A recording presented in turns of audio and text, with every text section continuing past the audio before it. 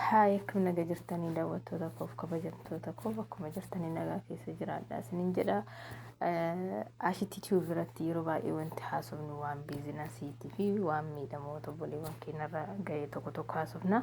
Mee hadhama waa'ee biizinasii irra haasofna.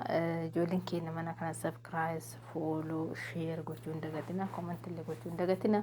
Isiniin jedhame kallattii mana amma kara biizinasii qabadhee isinii dhufuuf tolfne biizinasiin qabadhee isinii dhufe waa'ee PayPal kaasiti. PayPal kaasiin akkuma isin beektanii kirtoon irraa hojjetama yookaan waraqaa irraa hojjetama. Wanti kun itti fayyadamee gosan darbama. Irra caalaa bakka kanatti wanti isin hubachuu qabdanii itti fayyadamni isaa hedduu qalaalidha. Amma zamanni teknoolojii ta'eera namni akka duraanii isa yeroo baay'ee qorqoorroo dhiquu, xaasaa dhiquu, burcuqqoo dhiquu fi biyya keenya kanatti yeroo nikeelii fayyadamanii nikeelii dhiquu amma yeroon uddii taatirti waan ta'eef sirriitti gabaan isaa awwaaciidha.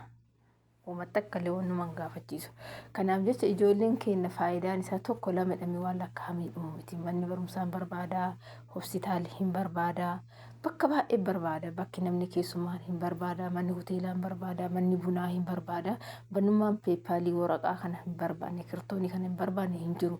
Manni koofii shooppii hin barbaada, warri buna danfisu hin barbaada, reesturaantii hin barbaada, bakka mara barbaada. Irra caalaa namni maaliif infekshinii namatti hin fidu. Fakkeenyaaf daandii xiyyaara keessatti yoo ilaaltani waraqaa kana itti fayyadamanii humna isa baala darban. Maaliif namni biraa deebi'ee hin fayyadamu. Irra caalaa infekshinii hin dhufu haala geejjibaatiif illee salphaadha jecha namni itti fayyadamaa jecha. Amma Finfinnee keessatti yoo argitan irra caalaa namni buna qabatee deema kaasii kana.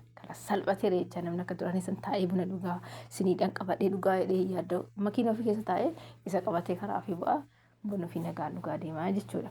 Kanaaf jecha ijoolleen keenya mana kana sheer laayik fool godhaati akka biizinasiitti akka yaada biizinasiitti itti fayyadama. Yaadni biizinasii kuni peepaalii kaasii oomishuudha. Maashiniilee nuti isinii dhiheessa. Haala gabaalee nuti isinii mijeessa. Sanbichaa miti yoo humna nama hin qabne ta'e yaada qabaatan hojjechuu fedhii qabaatan humna hin qabne ta'e parsantaa 20 yoo sun qusattan parsantii 80 baankiitu isinii danda'a jechuudha. Baankiin ijoollee musliimaa yoo taatan baankii dhalarraa bilisaati. Beektan ka'amaa Itoophiyaa keessatti baankonni baay'eetu jira. Kan dhalarraa bilisaallee akkuma barbaadan baay'ee mircaa keessanii isinii dhiyaateera waan ta'eef waan isin itti yaadanii hojjechuu bichaadha. Asitti sirriitti badha ijoolleen keenya. Gabaallee nuti isin mijeessaa gabaa hixanatti gabaa namoota tokkuma yaadda'ina.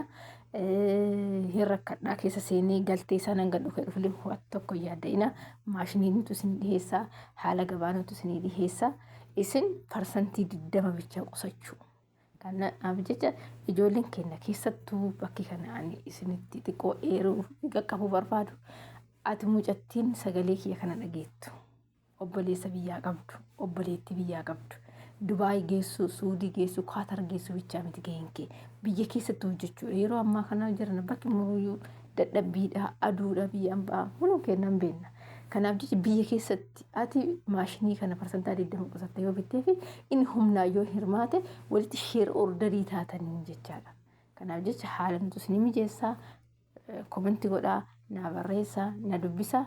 Waa mala anatti isin dhiyeessa waan ta'eef ati wanti ga'een sirraa eegamu hin hojjesiisaa hin danda'u yoo mana qabaatteef katamaarra jiraatteef lafa kaaree 20 kaaree 10 waan kanaaf sirriitti baqiidha. Maashinii bichaa keessa geettaa kirtoon irraa oomishama hin beektan peepaalii kaasii jechuun waan salphaa waan hoffaa jechuudha. Kanaaf jecha ijoolleen keenya akkasitti yaadaati sabskiraayib godhaa sheer godhaa waliin gahaa na dubbisaa haala isinii mijeessina. Hojiitti seenaa isiniin jenna waan tokko hixiratii gabaa wanti si yaaddessu hin jiru. Meeshaa galteen isaa wanti si yaaddessu hin jiru. Isin maashinii bichaa fudhattanii hojjettanii hinoo eessa gurgurannaa jechuudha. Amma Finfinnee keessatti, Jimmaa keessatti, Shashamannee keessatti, Adaamaa keessatti sirriitti barbaadama. Ijoolleen keenya itti fayyadamaa akka carraan kunis hin tareessiniin jedha galatoomaa.